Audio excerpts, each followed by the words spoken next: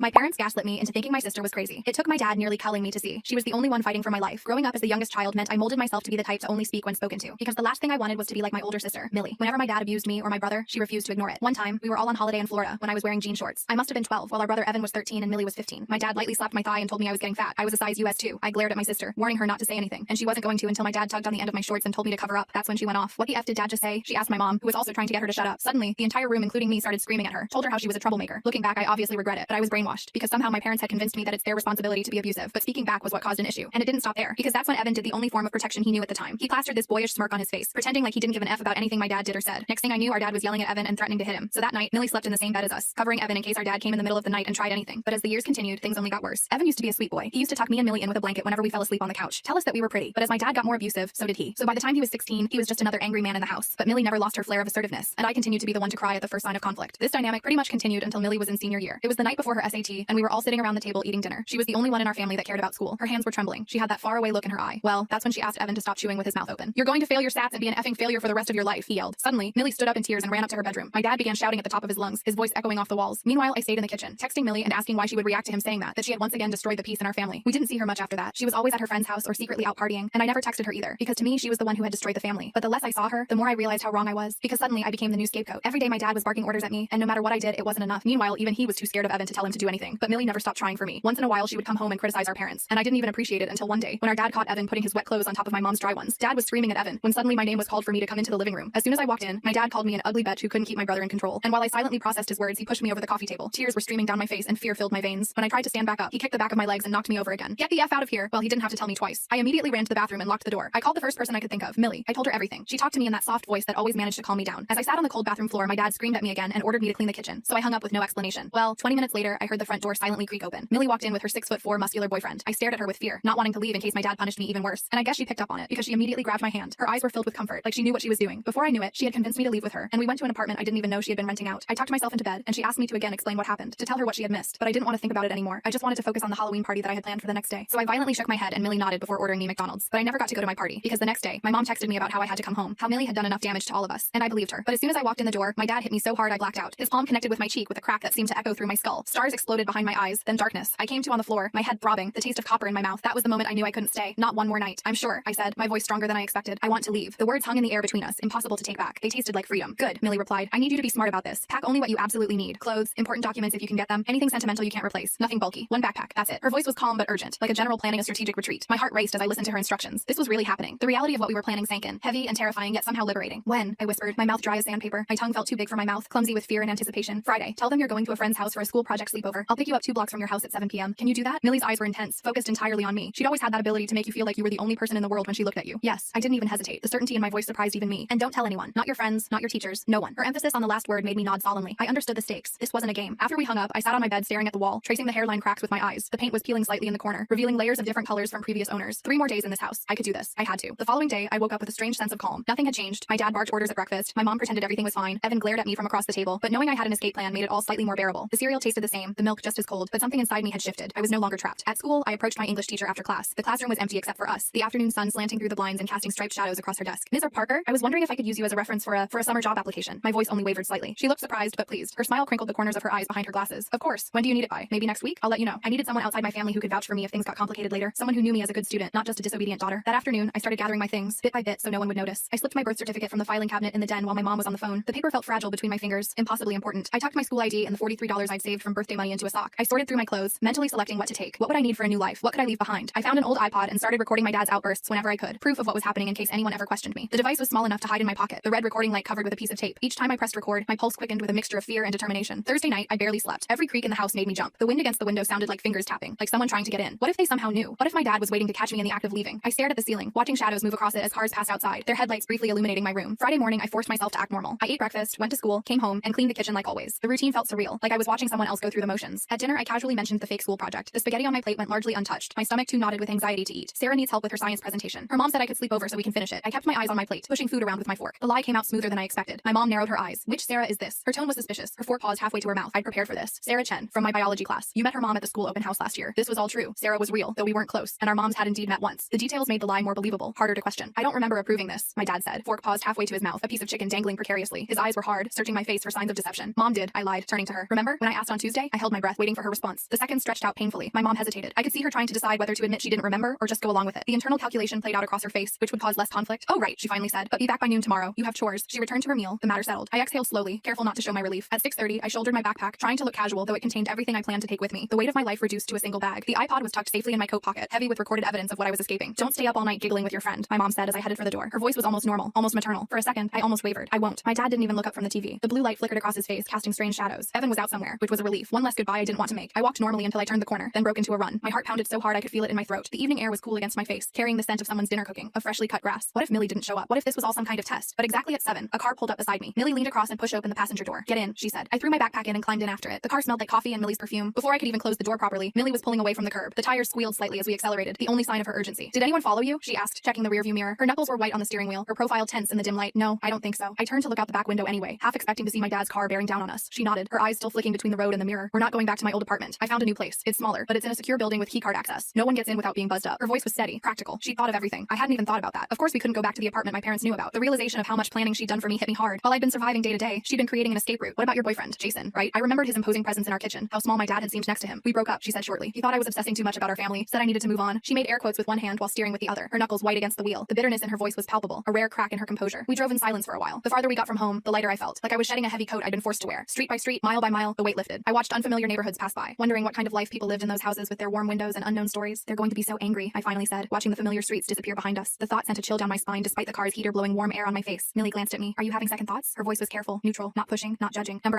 I know what's coming. The explosion, the blame, the guilt trips. I could already hear my mom's voice, see my dad's rage. She nodded grimly. Yeah, me too. The shared understanding passed between us, requiring no further explanation. We both knew exactly what they were capable of. The new apartment was on the 3rd floor of a building with a security door at the entrance. It was tiny, just one bedroom, a bathroom, and a combined kitchen living area, but it was clean and bright. The walls were a soft cream color, bare except for one small framed print of a beach scene. The furniture was minimal but functional. A couch, a coffee table, a small dining set. Nothing fancy, but nothing broken or stained either. You can have the bedroom, Millie said, dropping my backpack on the bed. I'll take the couch. The bed was neatly made with a blue comforter that looked new. No, I can't take your— I started to protest, but she cut me off with a wave of her hand. It's fine. I work late shifts anyway. We'll barely overlap. Her tone made it clear the matter wasn't up for discussion. I looked around the sparse room. There was a bed, a small dresser, and not much else, but it felt safer than any room I'd been in for years. No shouting on the other side of the wall, no footsteps to listen for, no holding my breath when a door opened. Thank you, I whispered. The words felt inadequate for what she'd done. Millie's face softened. You're my sister. I wasn't going to leave you there. She squeezed my shoulder once and turned away, but not before I saw the shimmer of tears in her eyes. That night, I slept better than I had in months, maybe years. No listening for footsteps in the hall, no bracing for the next explosion, just quiet. The mattress was firmer than mine at home, the pillow fluffier. Outside, the occasional car passed, but the sound was distant, unthreatening. I drifted off to the gentle hum of the refrigerator and the soft sound of Millie typing on her laptop in the living room. The peace lasted exactly until 10:07 the next morning, when my phone exploded with texts from my mom. The buzzing woke me from a deep sleep, my heart instantly racing before I even read the messages. Where are you? Sarah's mom says you never showed up. Answer me right now. Your father is furious. I showed the messages to Millie, my hands shaking. The screen of my phone lit up with another incoming text, then another. They came so quickly the phone barely stopped vibrating. Turn off your phone, she said. We knew this was coming. Her calmness steadied me, reminded me that we had anticipated this. I hesitated, then typed one message. I'm safe. I'm not coming back. Then I powered off my phone and set it on the counter. The silence that followed felt both terrifying and liberating. What now? I asked. Sunlight streamed through the kitchen window, casting a warm rectangle on the linoleum floor. It was strange how normal everything looked when my entire life had just changed. Now we wait. They'll escalate before they back down. She was right. By that evening, we'd received 6 voicemails on Millie's phone. The first few were from my mom, alternating between threats and tearful